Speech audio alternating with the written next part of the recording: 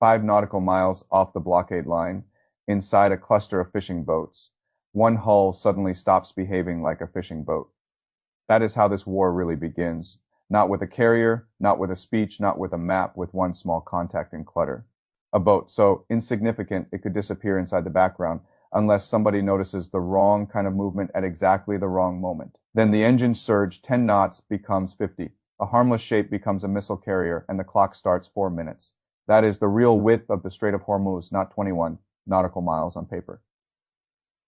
In theory, the water is wider than that. In practice, inside radar clutter, inside civilian traffic, inside a blockade where American warships are forced to sit among hundreds of neutral contacts, the whole fight compresses into 4 minutes. 4 minutes to detect acceleration, 4 minutes to decide what that contact really is, 4 minutes to assign the right shooter, the right missile, the right firing lane, and kill it before two anti-ship missiles leave the rail.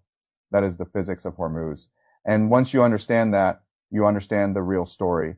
The real story is not whether the U.S. Navy can kill what Iran sends. The real story is whether the U.S. Navy can keep killing it long enough without turning every victory into a bill it cannot keep paying. Iran does not need to win the sea fight. It only needs to make every American win too expensive. That is the whole structure of the blockade. By any ordinary naval standard, Iran's surface fleet is already broken. The frigates are gone. The corvettes are gone. The classic surface navy no longer exists as a serious force in the way people normally imagine naval power. That should sound like relief. It is not a navy that cannot win conventionally, does not stop fighting. It changes what winning means. It no longer tries to dominate the sea. It tries to distort the economics of the sea. It no longer tries to survive a fair engagement. It tries to force the other side to keep spending. That is what Hormuz rewards a pay cap, fast attack craft, is not impressive if you compare it to a destroyer.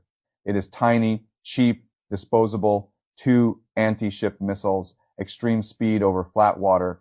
On a chart, it looks like bait in Hormuz. It is something much more dangerous. It is a cost trigger. It is a weapon whose real purpose is not to live through battle. Its real purpose is to force a much larger ship to spend time, munitions, attention, and scarce magazine depth inside the shortest decision cycle in modern naval war. The source material gets this exactly right. The antagonist is not one Iranian boat. It is time, or more precisely, time collapsing faster than the defender can comfortably manage. And Iran does not send time pressure from one direction only. That is why the blockade is so hard to hold. A small boat is not just a small boat when it arrives inside a wider assault picture. Sure. Based anti-ship missiles line the coast and the islands. Gadir submarines hide in shallow water where sonar returns become ugly and uncertain. Shy drones skim low enough to hide in clutter until the final moments. Fast boats sit mixed into civilian traffic. A stealthier command ship can stand back and coordinate the whole wave. Any one of those threats alone is manageable. All of them arriving on the same clock is something else entirely. That is how Iran attacks the blockade, not by overpowering the U.S. Navy, by overloading its kill chain. So how does the Navy stop that? With architecture. That is the other great truth inside the original file. The answer is not one heroic captain, one miracle radar, or one missile that solves everything. The answer is a distributed machine built specifically to buy back seconds from physics. The destroyer's own radar is magnificent, but magnificence does not cancel the horizon. A very small boat hugging the water is still hard to see at the range you want if you are looking through islands, waves, masts, and civilian clutter. That is why the most important sensor in the strait is not always on the ship. It is in the air. The E-2D Hawkeye matters because altitude manufactures warning. At 25,000 feet, the aircraft looks down into the corridor instead of outward across it. Curvature matters less. Horizon expands. More important, the Hawkeye does not merely see, it shares through cooperative engagement capability. Raw tracks move through the network fast enough that a destroyer can begin to solve a firing problem using somebody else's eyes before its own radar. Has built the full local picture that is one of the hidden miracles of modern naval war. The ship can shoot what it cannot yet properly see for itself. Not because physics changed, because the network changed what counts as sight. That is what engage on remote really means in plain English. The defender buys time by refusing to let any one platform fight alone, and time is everything in Hormuz. But seeing first is only half the problem. Killing correctly is the other half, and this is where the original file becomes much smarter than a normal military explainer. Most people assume the real question is whether America has enough firepower to erase a swarm of cheap Iranian platforms. Of course it does. The actual question is whether it can erase the swarm with the right weapons at the right price while preserving enough premium inventory for the threats that truly justify premium answers. That is the weapons ladder, and it is the beating heart of the whole blockade. A Seahawk carrying Hellfires is not just another platform in the battle space. It is an economic protection layer for the campaign. A Hellfire can kill a small boat without burning a multi-million-dollar missile cell to do it. APKWs matters for the same reason. It is not glamorous, it is useful, cheap enough to spend far more freely than prestige munitions, precise enough to make small, fast craft die at a price the blockade can survive. Then come the deck guns, then the last-ditch close. In systems, all of those layers exist to answer one core problem. Do not spend a strategic missile on a tactical insect unless you have no other choice. That is why SM-6 matters more as a reserve than as a reflex. The boat you can kill with a Hellfire does not deserve a $4 million answer.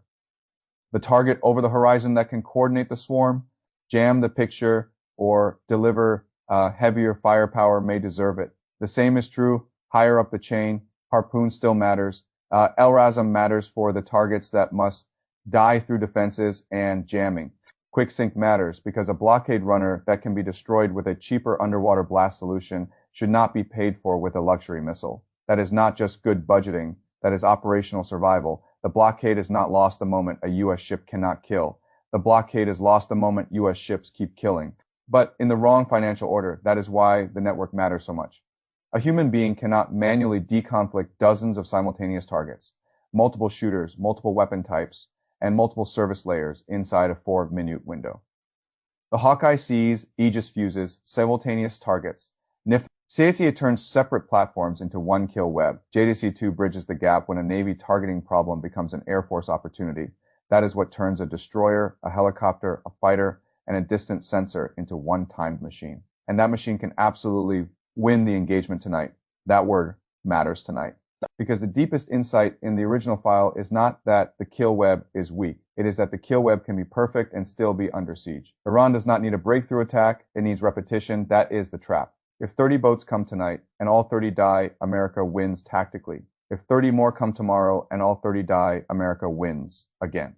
If 30 more come the night after that, and again after that, and each wave forces helicopters to spend missiles, guns to spend ammunition, destroyers to stay loaded and alert, aircraft to keep cycling, and expensive interceptors to remain untouched for the higher-end threats that might follow, then the campaign slowly changes shape. It becomes a countdown, not a countdown to battlefield defeat, a countdown to depletion. A ship does not reload its vertical launch cells at sea. A helicopter that has spent its Hellfires is not the same helicopter. A blockade that wins every single night can still become thinner, more brittle, and more expensive with every success. This is why the final line in the source is so strong. Iran does not need to sink a destroyer, it needs to make one leave. That is the master axis of the entire piece. Make the blockade rotate, make it consume, make it keep surviving, but at a growing cost. That is how a weaker force fights a stronger one in confined water, not by smashing the wall, by turning the wall into an invoice. And once you see that clearly, the whole Iranian playbook looks different. The fast boat swarm is not primarily a naval tactic. It is a spending tactic. The drones are a spending tactic.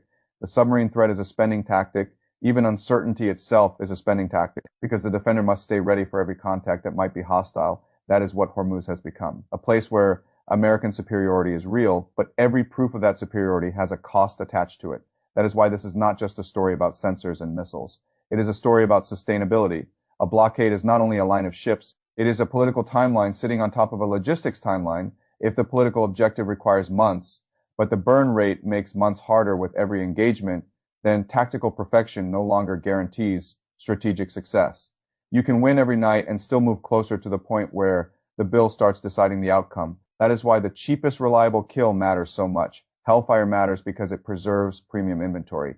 Guided rockets matter because they let the Navy spend tens of thousands where it would otherwise risk spending millions. Quick sync matters because a runner that can be sunk cheaply should die cheaply. Sometimes the least glamorous weapon is the one that buys the blockade another week. That is the American genius in this story. Not just more firepower, better firepower economics. The kill web is not only a battle network, it is a spending control system disguised as a battle network. Its job is not just to win the engagement. Its job is to make sure the Navy does not spend future survival to solve present panic, but Iran understands that too. That is why the original file is so right to reduce the whole contest to arithmetic. The US Navy wins on quality. Iran wants to win on repetition, exchange rate, and exhaustion. The Navy wants to hold the line. Iran wants to make holding the line more expensive every night. That is why the most important question is not whether the destroyer can kill the boat. Of course it can. The real question is this: how many perfect nights can the blockade afford before perfect stops being sustainable? That is the real suspense in Hormuz. Not whether America is stronger, whether strength can remain economical, not whether the kill web works, whether the kill web can keep working long enough, not whether Iran can win the battle, whether Iran can turn the battle into a bill. And if you want the whole thing compressed into one hard line, it is this: Iran does not need to break the blockade. It only needs to make the blockade cost more than it can keep paying.